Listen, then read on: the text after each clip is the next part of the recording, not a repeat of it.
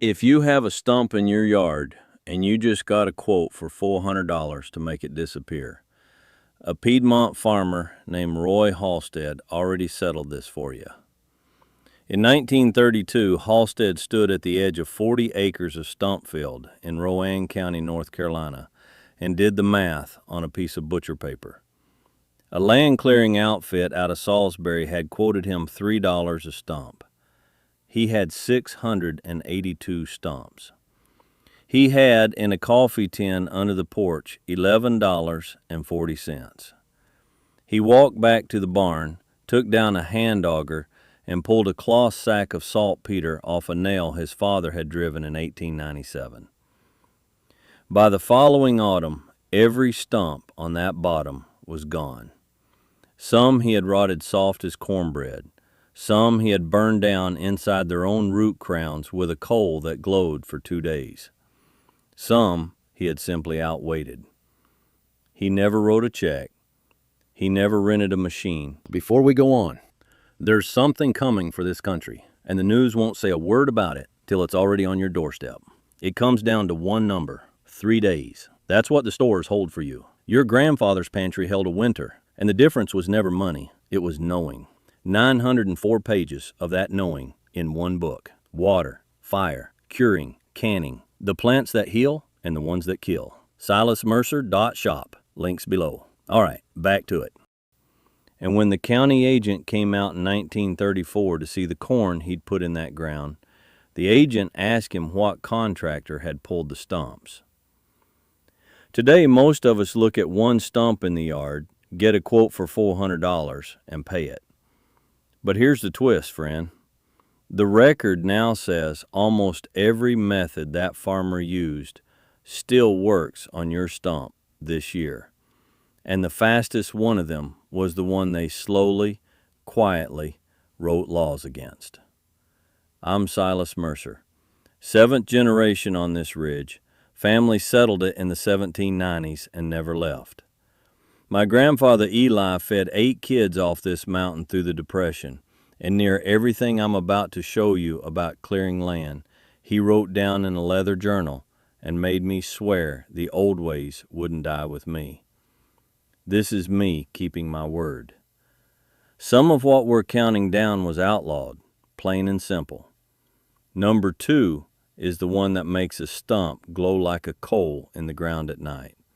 And by 1976, more than a dozen counties had written it out of legal practice.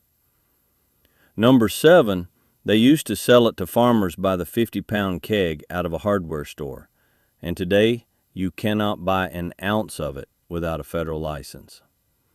And number 9, fewer than a handful of extension agents in this country will still tell you it works. A university confirmed it in 2020. And hardly anybody noticed. None of these methods faded because they quit working. They faded because somebody got rich the day you forgot them. That's not on you, friend. They're good at selling. Before we count down, tap subscribe because we're pulling buried knowledge back into daylight, and you'll want the next one they'd rather you not see. Let's count down from 15. Not what did we lose? That question is finished. The question now is who got rich when you forgot, and how do you take it back this weekend on the stump in your own yard? Number 15, renting the grinder, the honest baseline. Start here so you know what you're being sold. A modern stump grinder rents for about $150 a day at the Yellow Sign Yard on the edge of your town. And a certified arborist will grind the same stump for you for $250 to $450, depending on diameter. It works, it is fast. Your grandfather would have paid it too if he'd had the choice on the days he was tired. The machine was patented in its recognizable modern form in the 1950s, and by the 1980s, the rental economy around it had turned stump removal from a farm chore into a service line. That's the villain of this whole list, friend. Not because the grinder is a bad machine, but because the rental yard needs you to believe it's the only machine. The old man used to say, know what the man in town charges before you decide whether to do it yourself. charged $400, 2 hours of work. Never a discount for repeat business. The next one down cuts that $400 to about $4, and it's what the arborists themselves use when nobody's watching. Number 14, the grubbing hoe and mattock, the 1890s farmstead method.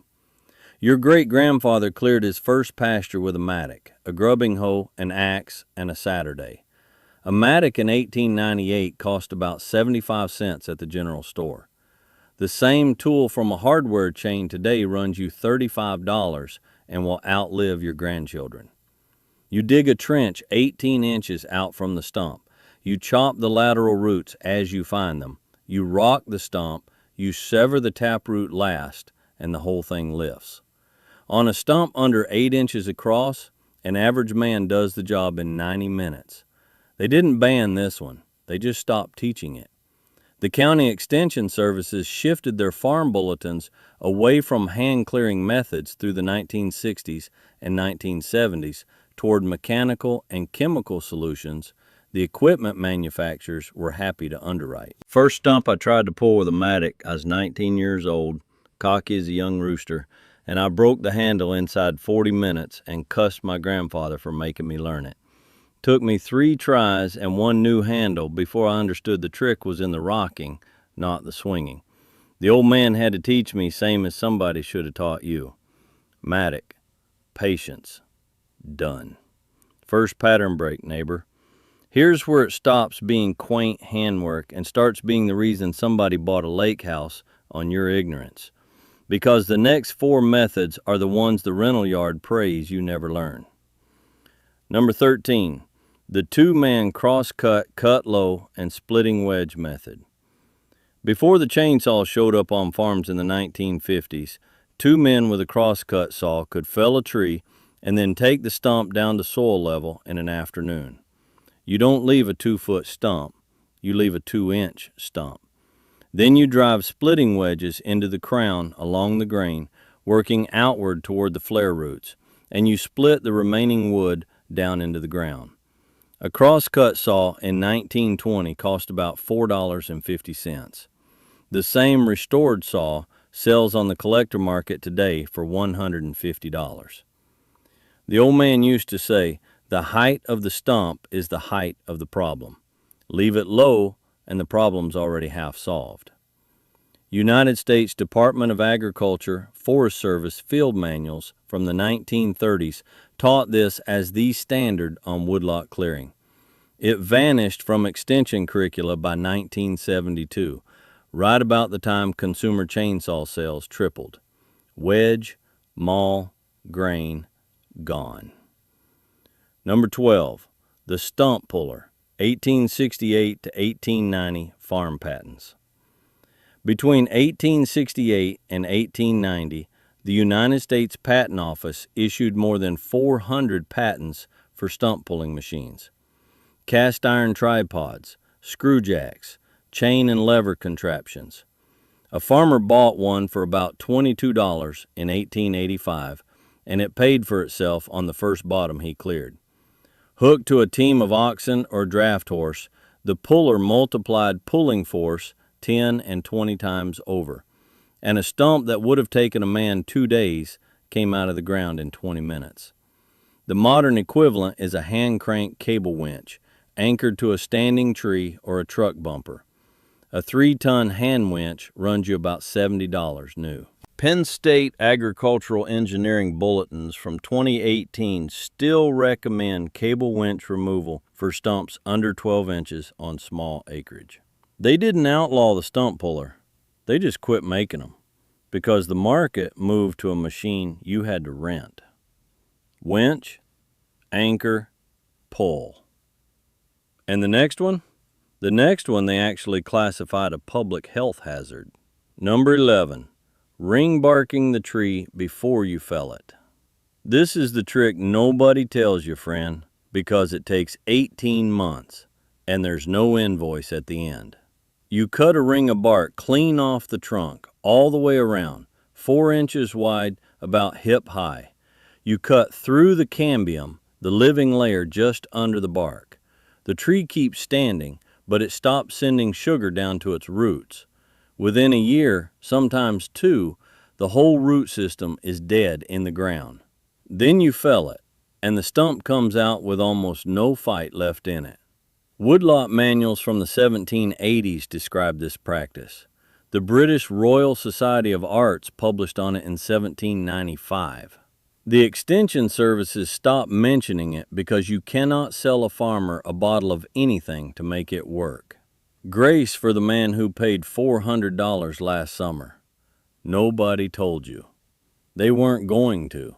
The knowledge died because it couldn't be sold. Girdle, wait, fall, and when it fell, the ground was already halfway to giving it back. Number 10, the chainsaw, flush cut, and rot in place method.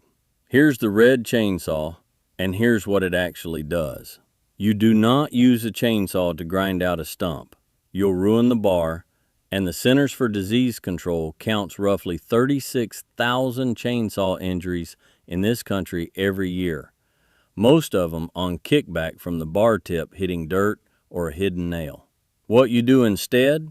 You take the stump down flush to the soil line with the saw, careful, with the chain kept clean of ground contact.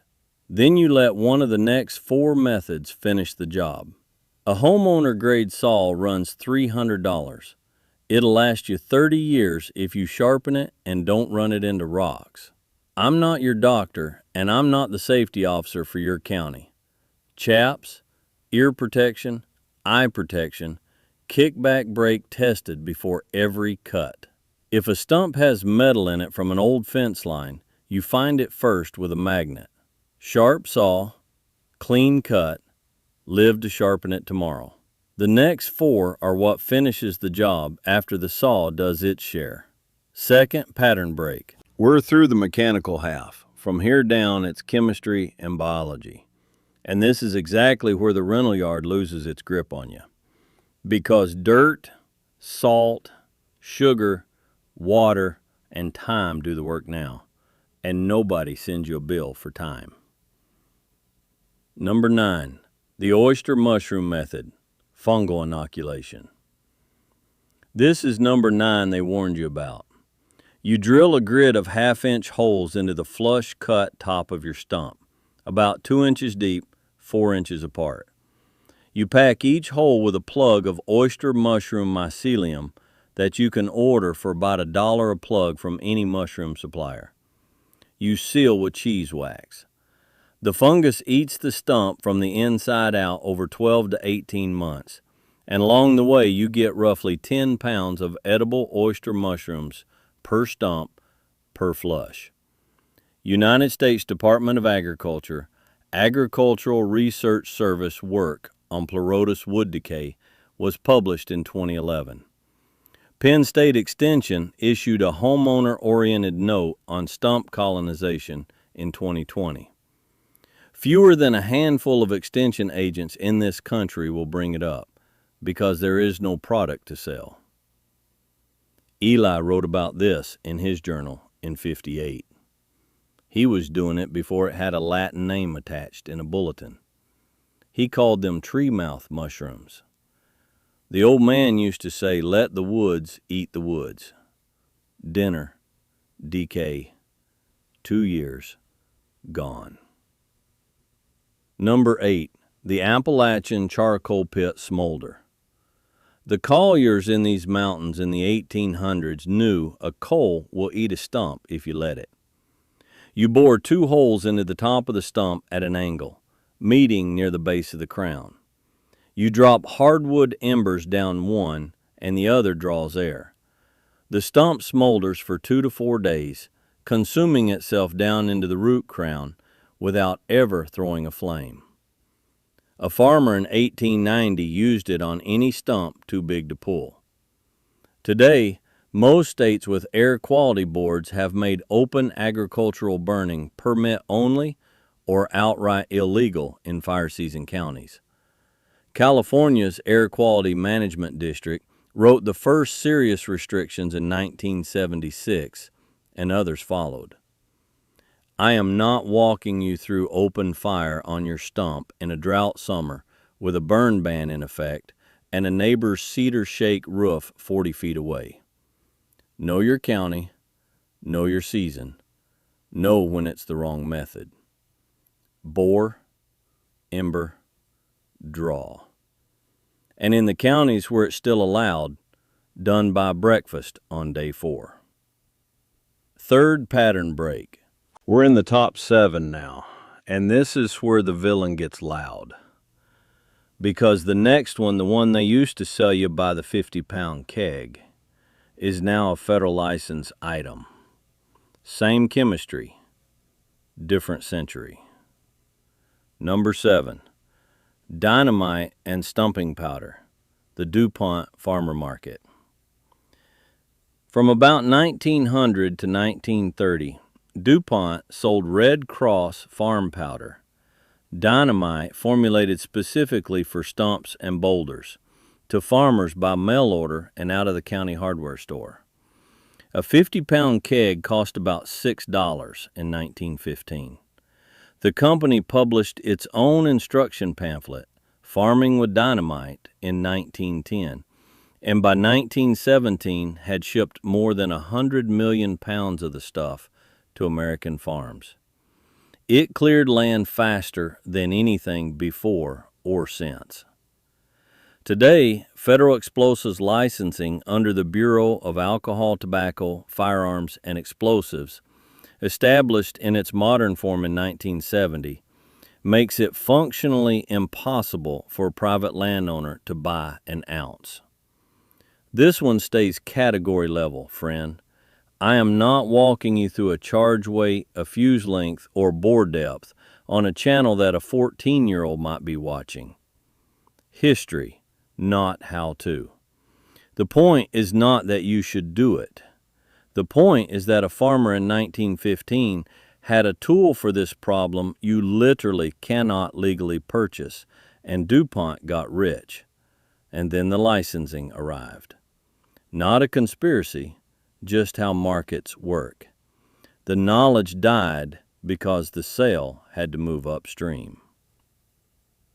Number 6, rock salt drill and fill. Here's the one that cost you $3 and works on any stump under 16 inches. You drill a grid of 1-inch holes into the top of the stump, 6 to 8 inches deep, 3 inches apart. You pack the holes with plain rock salt, sodium chloride, the ice melt kind, not iodized table salt, and you cap them with wax or dirt. Rain does the rest. Salt draws moisture, disrupts the stump's cellular chemistry, and in 6 to 12 months, the wood is punky enough to break apart with a mattock. In 1935, rock salt cost about 2 cents a pound at the co-op. Today, a 40-pound bag runs about $8, and it does the same job Spectracide sells you in a $14 bottle labeled Stump Remover. The active ingredient in most of those bottles is potassium nitrate, cousin to what we'll cover in number 2, and the fine print always says, may take 4 to 6 months. Same timeline, 1/5 of the price. The bottle doesn't do anything the salt in your driveway can't. They just put a label on it. 4th pattern break. 2 methods left before the one that makes the stump glow. And I want you to notice every single item so far, the villain isn't a person in a black hat. It's a checkout counter with a barcode on the wrong bottle. Number 5, cover and starve, the tarp method. Sunlight and air. Take those away from a stump for a long enough season and the stump surrenders. You cover the stump with a heavy black tarp or a plastic sheet, weight the edges with stones or soil, and you walk away for 6 to 12 months. Nothing photosynthesizes. Nothing respirates properly. The stump goes dormant. Then it goes soft. Then it goes crumbly. University of Florida Institute of Food and Agricultural Sciences Extension Bulletins in 2019 confirmed the underlying chemistry. Starve the residual living tissue in the root crown of light and gas exchange, and decay organisms already present in the soil do the entire job for you. It costs you the price of a tarp, about $20, and reusable across a dozen stumps over the years. The old man used to say, patience is the cheapest tool in the shed and the one nobody wants to pick up. Cover, wait, wait, and the ground gives it back on its own schedule.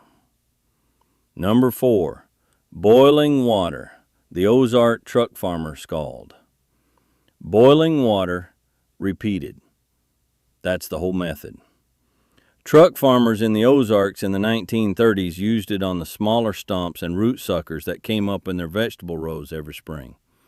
You expose the top of the stump and the shallow lateral roots by scraping the soil back. You bore or chisel a few deep pockets into the crown. And every 3 or 4 days for a month, you pour a full kettle of boiling water directly into those pockets.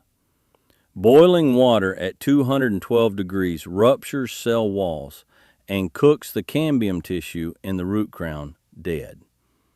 On a 6-inch stump, 5 or 6 kettles finish it. It costs you the propane or the wood to boil water. No product, no permit, no bottle. The old man had a name for this one. He called it cooking the tree. Just cooking. Kettle, pockets, repeat. And in 5 weeks, the stump lifts out with a boot heel. Number 3, Epsom salt method, magnesium sulfate desiccation. Same drill pattern as the rock salt, 1-inch holes, 6 to 8 inches deep, 3 inches apart across the top of the stump. But with Epsom salt, magnesium sulfate from the drugstore or the garden center, $6 to $8 for a 4-pound carton. Fill the holes. Cap with wax or wet dirt. Give it 3 to 9 months. The magnesium sulfate pulls moisture out of the wood cells and out of the fungal defenses the stump uses to resist decay, and the residual root system dies dry. United States Department of Agriculture Forest Service issued a fact sheet on magnesium sulfate desiccation in stump treatment in 2016. University of Florida Institute of Food and Agricultural Sciences backed the same chemistry in 2019, cross-referenced with rock salt. The difference between Epsom and rock salt. Epsom won't sterilize your soil around the stump for future planting. So if you plan to put a fruit tree or a garden bed where that stump was, Epsom is the choice. The bottle on the shelf at the big box store that says stump remover for $14 will very often be potassium nitrate. Same job, same timeline, fraction of the price. Different label. Number 2, saltpeter, the glowing stump. This is the stump that glows in the ground at night like a coal in a hearth. You drill your holes, same pattern as numbers 3 and 6, and you pack them with potassium nitrate, saltpeter, which you can still buy under the label stump remover in most farm supply stores, or as a cold pack ingredient. You cap the holes, and you wait 4 to 6 months while the saltpeter accelerates the decay of the wood down to the finest lateral roots. Then, on a still evening, after a dry week, you pour a little kerosene into the holes and you light it. The saltpeter-soaked wood does not flame like a bonfire. It smolders deep down inside the root crown, glowing orange and red for 1 to 3 days straight, and it consumes itself from the inside out. Halstead did this to 200 of his 682 stumps. By 1976, California's Air Quality Management District and more than a dozen county fire authorities across the western states had written open ignition of chemically treated stumps out of legal practice in fire season months. Check your burn ban. Know your county. Then look at the ground on a dry October night and understand what your great-grandfather knew. Number 1 isn't a method. Number 1 is the thing all 15 were pointing at. And if you missed it, go back and count how many times the invoice was optional. Number 1 is the right method for the stump you actually have, done on your own timeline, with tools you already own or can buy, for the cost of 1 hour of a contractor's labor. Every method above works. Not one of them requires you to write a check to a rental yard. Not one of them requires you to be strong or young or trained. What they all require is that you stop believing the problem in your yard is somebody else's problem to solve. Halstead wasn't poor, friend. Halstead was sovereign. He looked at 682 stumps and $11, and he did not conclude that he needed $400 more. He concluded that he needed a winter. By the following autumn of 1933, Roy Halstead had cleared every one of those stumps for a total outlay of $11.40 in saltpeter, kerosene, and mattock handles. The county agent who came out in 1934 refused to believe there had been no contractor. Halstead just pointed at the coffee tin. The rental yard isn't your enemy, neighbor. But the belief that the rental yard is your only option, that belief cost your family and your father's family and every family on your road more money than any of them can now count. Take it back, one stump at a time. I'm not selling you fear, and I'm not telling you the rental yard is a scam. Some days the grinder is the right answer. If you've got a stump 2 feet across, tangled up in a septic line, and you've got Saturday afternoon, pay the man. I'm not your county's burn officer, and I'm not your doctor. Know your fire code. Know your saw. Here's what I want you to do this week. Not next spring, this week. Pick one stump in your yard, the smallest one, the one you've been looking at for 2 years, and pick one method from this list. Drill it and pack it with Epsom salt on Saturday morning. Or cover it with a tarp and a rock and forget about it till spring. Or take a mattock to it on a Sunday afternoon with a friend and a jug of water. One stump, one method. That's all. See what your grandfather already knew. I ran the saltpeter method on a red oak stump behind the smokehouse 2 winters back. Took me 6 months from drilling to first smolder and cost me about $4 in stump remover and a squirt of kerosene. Same stump the tree service had quoted me $380 on. Tell me down below, friend, did your granddaddy have a stump clearing trick that isn't on this list? I'm going to build the next video off the one that gets the most comments. So if your family knew something, say so. Your great-grandparents cleared this country one stump at a time, and they did it with salt and patience and fire. Now the knowledge is back where it belongs. Yours. Next time we're going after the $2 pantry item your grandmother put in the garden that made the extension service redraw its bulletins in 1968. The one that fed her tomatoes better than any bag fertilizer on the shelf. And the one the manufacturer spent 30 years teaching your parents to be embarrassed to use. If you're not subscribed yet, do it now. Not for me, friend, because there is a 300-year library closing one old man at a time in this country. And every one you save is one they can't sell back to your grandchildren. Keep the old ways. They kept